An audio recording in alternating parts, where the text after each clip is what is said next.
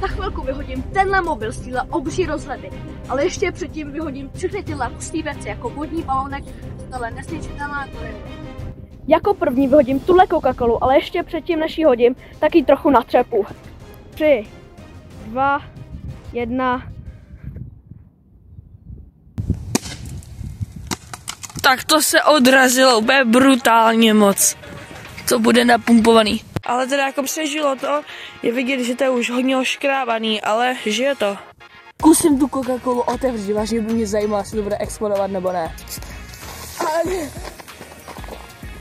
Tak to si děláš srandu. Jsem kompletně celý od Coca-Coly, tak to je v háji. A jako další tady máme balónek plný vody, tak jdem na to.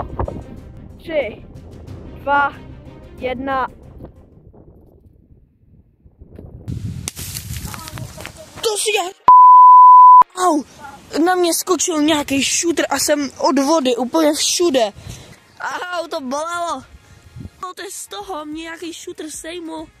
Kámo, tak to bylo extrémně hustý. Jako další tady máme celý pytel těch balónků, tak jdem na to. 3, 2, 1.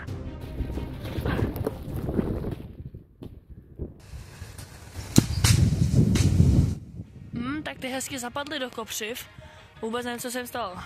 Tady jsou ještě nějaký zbytky balónků, takže řekl bych, že všechny se rozbily, no, ale vůbec nevím, kde to je. A jako další tady máme vajíčko. Já si myslím, že se úplně rozbije. Pokud toto vajíčko trefíš do této kaluže, tak ti dám 100 na konci videa. Když to řekl sám, jestli to trefím tam tu kaluž, tak dostanu 100. Tak budu to zkusit, ale házím levou, takže to bude o dost těžší. Tak jen 3, 2, 1.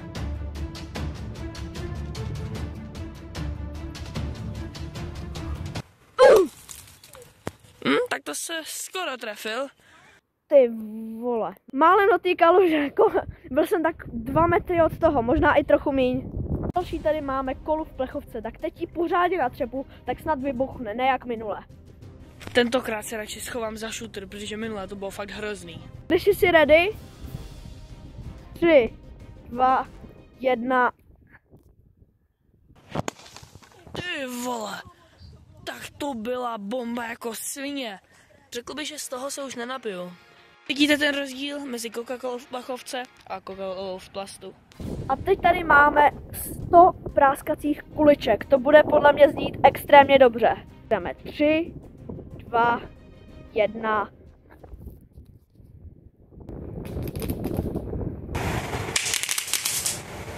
No, tak ty skoro vůbec nebyly vidět, ale ten zvuk byl vážně hustý. A předposlední tady máme tuhle nezničitelnou gorilu, tak uvidíme, jestli se rozbije. Tak jsi ready? Jdeme na to. 3, 2, 1. Ty vole, tak ta se velmi zajímavě rozpleskla. Jdu se podívat, jak vypadá. Spadla přímo na hlavu. Oj. No, samozřejmě, že to je nezničitelná gorila, ale vážně bych touto gorilou nechtěl být. A teď je ten nejdůležitější moment, kdy hodíme tenhle mobil. Už je celkem rozbitý, ale myslím si, že až ho hodím z téhle rozhledy, tak bude úplně roztříštěný. Jdem na to. 3, 2, 1. Hele, jako nic z ní nevylítlo.